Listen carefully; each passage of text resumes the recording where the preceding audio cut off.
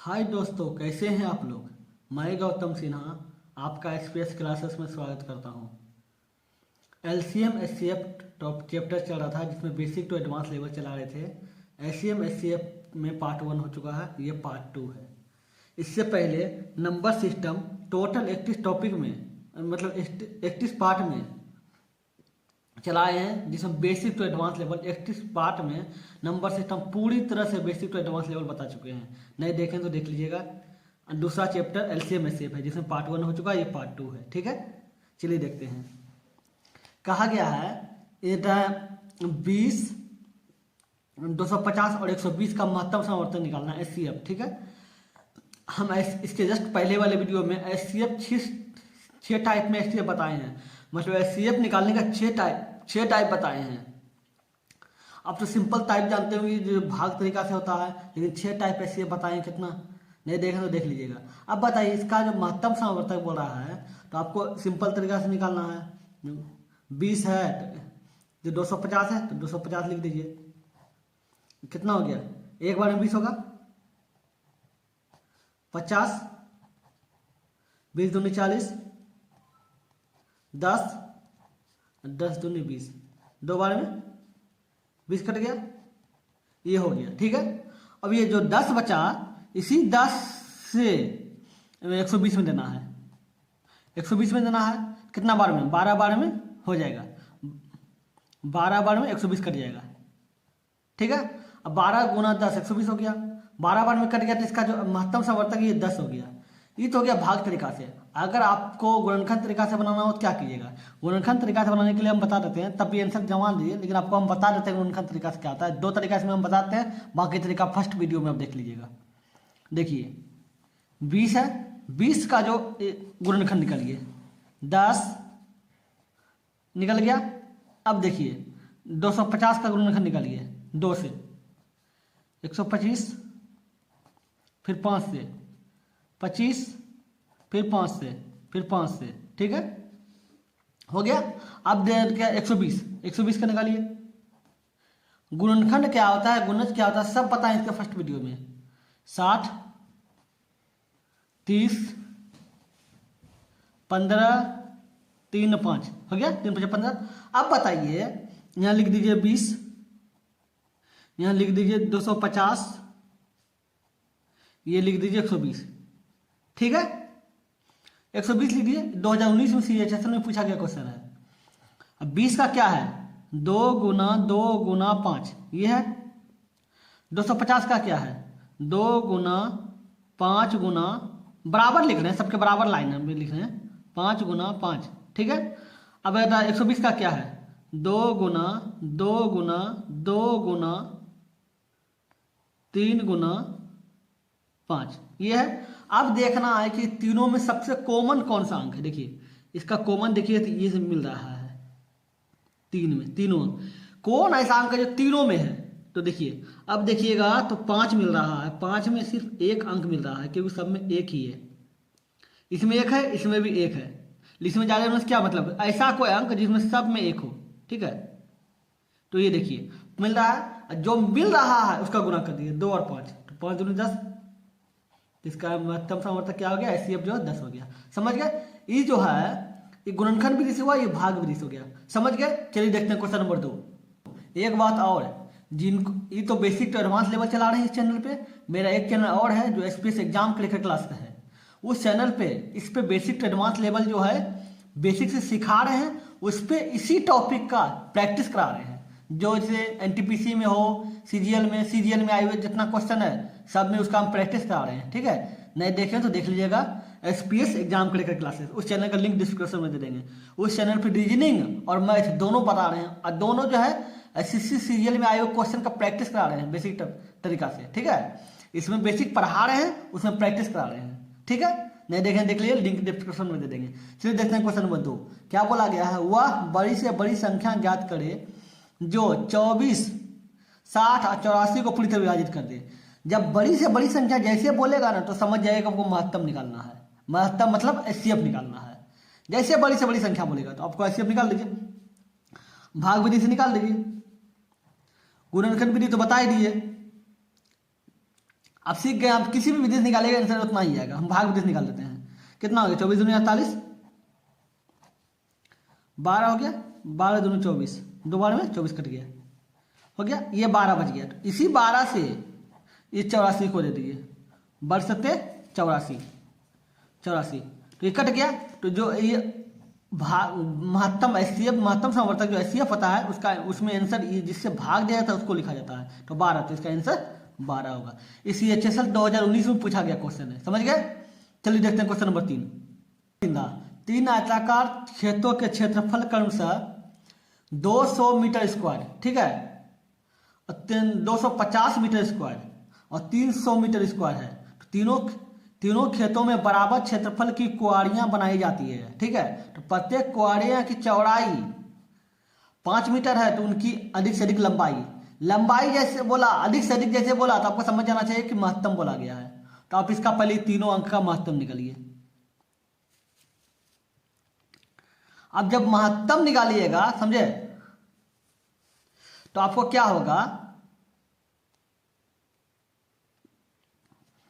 महत्तम निकालिए। तो महत्तम क्या होगा? 200 दिया हुआ है, 200 से 250 को कीजिए, एक बार में 200, 50 बच गया। इसी 50 से 200, तो 50 चौके 200, ये 50 आया, तो इसी 50 से इसको देखना है 300 को। तो 50 गुना 6 300 हो गया, तो 300 कट गया। तो इसका महत्तम समवर्तक क्या हो गया? 20, 50 हो गया, ये 50 हो गया। तो एक सूत्र होता है लघुत्तम गुना महत्तम बराबर, ठीक है, पहली संख्या गुना दूसरी संख्या, ठीक है। आप बताइए, आपको जो अब निकाले ये संख्या होता है, आप बताइए, आप बोल रहा है कि क्षेत्रफल बराबर क्षेत्रफल होता है। तो क्षेत्रफल बराबर क्या होता है? क्षेत्रफल बराबर होता है लंबाई गुना चौड़ाई। क्षेत्रफल बराबर क्या होता है? लंबाई गुना चौड़ाई, ये होता है लंबाई गुना चौड़ाई होता है। ये सूत्र याद रखिए, ये सूत्र बहुत जगह काम आता है, ठीक है, आपको बताएंगे, इसलिए हम सूत्र बता दिए। इस सूत्र आपको काम आएगा, अभी हम सवाल में आगे बताएंगे, इसलिए हम बता दिए सूत्र, ठीक है। अब क्षेत्रफल बराबर होता है लंबाई गुना चौड़ाई, ठीक है। आपका क्षेत्रफल आया 50 आया, लंबाई आपका 5, लंबाई आपका दिया हुआ नहीं, x मान लीजिए, ठीक है, और चौड़ाई आपका 5 दिया हुआ, तो 5 दे दीजिए। तो x बराबर क्या हो जाएगा? x मतलब लंबाई बराबर क्या होगा? 50 है, ये 5 गुना में इधर के इधर भाग में हो जाएगा, जिसको काटिए 10 से बारे में। इसका मतलब जो उसका लंबाई होगा वो 10 होगा, ठीक है। तो लंबाई 10 हो गया, समझ गए। ये जो रेलवे का NTPC जो एग्जाम हुआ था 2016 में, उसमें 31 मार्च को पूछा गया था क्वेश्चन, ठीक है, ऑनलाइन परीक्षा में। चलिए देखते हैं क्वेश्चन नंबर 4। अब ये पॉइंट का महत्तम समवर्तक है। अब बोलेगा पॉइंट का महत्तम समवर्तक कैसे बनेगा सर? एक जस्ट पहले वाले वीडियो में बहुत अच्छा तरीका से बताए हैं, ठीक है, लेकिन इसमें भी हम बता देते हैं कुछ, ठीक है। देखिए, पॉइंट के बाद आपको याद, पॉइंट के बाद आपको बराबर संख्या करना है। देखिए क्या लिखा हुआ है, पॉइंट 32 लिखा हुआ है, फिर पॉइंट के बाद 7 लिखा हुआ है, पॉइंट के बाद 12 मतलब पॉइंट के बाद क्या हुआ, पॉइंट 8 दिया हुआ है, फिर क्या हुआ है, पॉइंट 4 दिया हुआ है। तो बताइए पॉइंट के बाद 2 अंक है, ये 2 अंक है, इसको 2 अंक बढ़ाने के लिए 0 दे दीजिए। पॉइंट के बाद 0 देने का कोई मतलब, अगर 0 दे भी देते हैं तो कोई असर अंक पे नहीं पड़ेगा। क्यों देखिएगा, अगर लिखा जाता है, कोई लिखा जाता है 1.5 लिखिए, 1.5 लीजिए, तो इसका मतलब भी देर होता है, और ये 1.50 लिखिए, इसका मतलब भी देर ही होता है। तो कोई असर पड़ा? नहीं पड़ा। उसी प्रकार आपको पॉइंट के बाद बराबर अंक करना है। 3 अंक रहता तो इसमें 3 करते, सब में 3 करते। 2 अंक दिया हो तो 2 अंक कीजिए, यहाँ भी 0 दे दीजिए। तो संख्या क्या हो गया? 32, 272 पॉइंट बोल जाइए, 272, 1280 और 1440। अब क्या करना है? एचसीएफ निकालना है। निकालिए एचसीएफ, खिलाइए। तो 32 को कितना बार में खाएगा? देखिए तो 32 को अगर अब देखिएगा तो 9 बार खाता, देखिए तो 9 दूनी 18 का 8 बाकी रहा 1, ठीक है, 9 27 28, 288। अब लिखा 272, तो 8 में खिलाइए, 8 दूनी 16 6 बाकी रहा 1, ठीक है। आप इसे गुणनखंड विधि से भी निकाल सकते हैं, जैसा हम बताए हैं, ठीक है। हम भाग विधि से निकाल देते हैं, दो तरीका से निकाल सकता है। 2016 में एनटीपीसी में पूछा गया क्वेश्चन है। 16 चौबन क्या है, 8 3 24 1 25 256, ठीक है। 8 बार में उनका 256 आया, ठीक है। 12 में 6 6, यहाँ बच गया 6, 6 में से 5 गया 1 कट गया 16, तो 16 दूसरे इधर के वाला इधर आ जाएगा, 16 दूनी 32, तो 16 बार में कट गया। तो इसी 16 से आपको अगला संख्या देखना है। देखिए 16 और 272 मतलब 32 और 272 हो गया, तो इसी अब 1280 बचा, 1280 को कीजिए। अगर आप देखिएगा तो 16 गुना 8 आप करते हैं तो देखिए 842 का 4, अच्छा 128 आपको 8 बार में कट जाएगा। 8 बार में 128 कट गया, तो एक जीरो जो बचा यहाँ लिख दीजिए, यहाँ लिख दीजिए, मतलब 80 बार में कट गया, ठीक है। तो इसी 16 से आपको 1440 को लिखना है। तो देखिएगा तब 16 को 9 से गुना कीजिए तो 144 होगा, ठीक है। तो 144 कट गया, इसी जीरो को यहाँ दे दीजिए, यहाँ बच गया, मतलब 16 बार में कट गया। तो आपका महत्तम समर्थक 16 आया, 16 आया आपका, तो आ गया 16। अब आपका आप महत्तम समर्थक जो पॉइंट का निकालें तो आपको पॉइंट भी देखना होगा ना। तो देख लीजिए पॉइंट के बाद 2 अंक है, 2 अंक सब में आया है, तो आपको आंसर में भी पॉइंट के बाद 2 अंक देना है। तो यहाँ पॉइंट दे दीजिए और 2 अंक, तो 16 आ ही गया, तो इसका .16 होगा आंसर, ठीक है। तो .16 हो गया आंसर, समझ गए। चलिए देखते हैं क्वेश्चन नंबर 5। क्वेश्चन नंबर 5 क्या बोला गया, सबसे बड़ी संभावित लंबाई ज्ञात करें जो 2 मीटर और 76 सेंटीमीटर, ठीक है। दूसरा 5 मीटर और 52 सेंटीमीटर, 11 मीटर और 96 सेंटीमीटर की लंबाई को पूरी तरह मापने के लिए उपयोग में लाया जा सके, ठीक है। सबसे बड़ी, जैसे बड़ी बोला जाए तो समझ जाइए महत्तम का वर्तक करना है, लेकिन आप देखिए संख्या अलग अलग है, ये मीटर ये सेंटीमीटर है, तो पहले सबको सेंटीमीटर कीजिए, ठीक है। सबको सेंटीमीटर कर लीजिए। बताइए 1 मीटर बराबर आपको होता है 100 सेंटीमीटर, 100 सेंटीमीटर ये होता है। 1 मीटर बराबर 100 सेंटीमीटर होता है, तो 2 मीटर बराबर क्या हो 200 सेंटीमीटर और 200 सेंटीमीटर हो गया और 76 सेंटीमीटर कितना हो गया 276 सेंटीमीटर। तो क्या हो जाएगा एगो 276 सेंटीमीटर, ठीक हो गया। 5 मीटर बराबर 500 सेंटीमीटर, अब 52 तो 552 सेंटीमीटर, ठीक है। 11 मीटर बराबर 1100 सेंटीमीटर, 100 से बराबर होता है 11 सेंटीमीटर और सेंटीमीटर 96, तो 1196 सेंटीमीटर।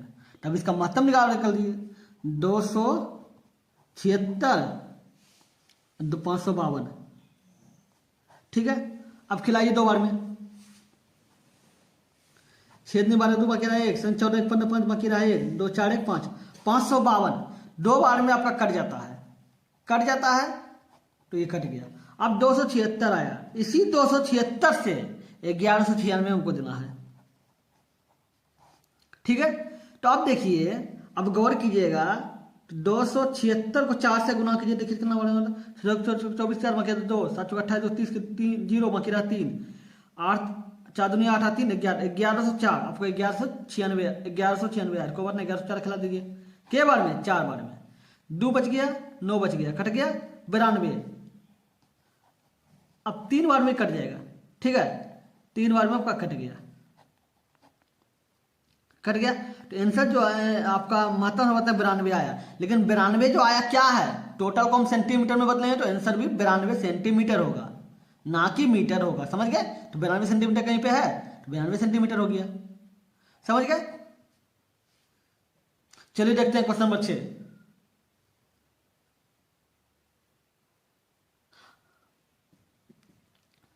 देखिए ये 92 सेंटीमीटर है, ये मीटर है, ठीक है। लोग कंफ्यूज रहेंगे मीटर में मार देंगे, लेकिन हमको मीटर में नहीं मारना है, सेंटीमीटर में मारना है, क्योंकि टोटल को हम सेंटीमीटर में बदल चुके हैं, ठीक है।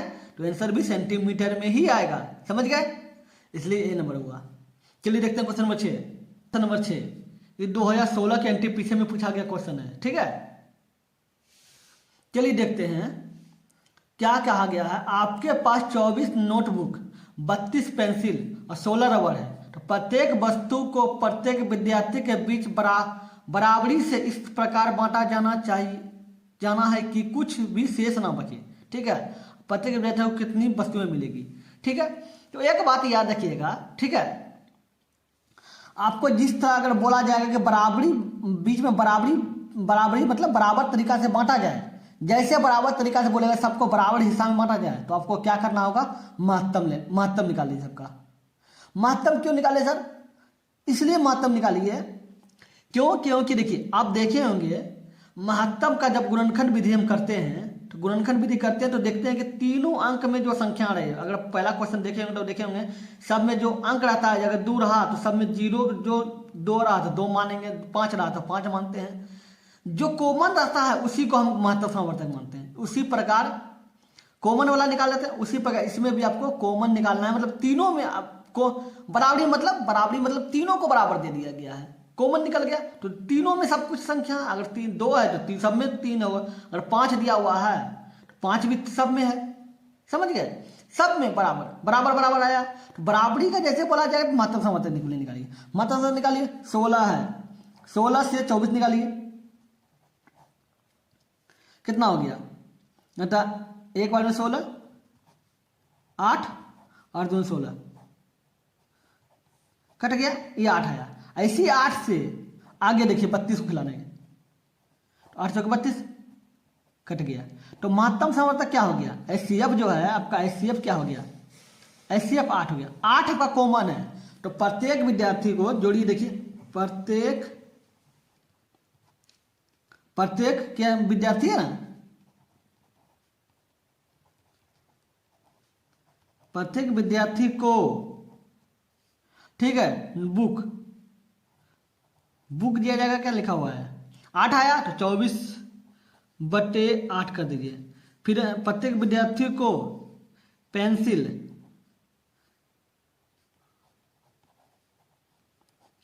का संख्या क्या है? 32, तो 32/8 कर दीजिए। प्रत्येक विद्यार्थी को रबर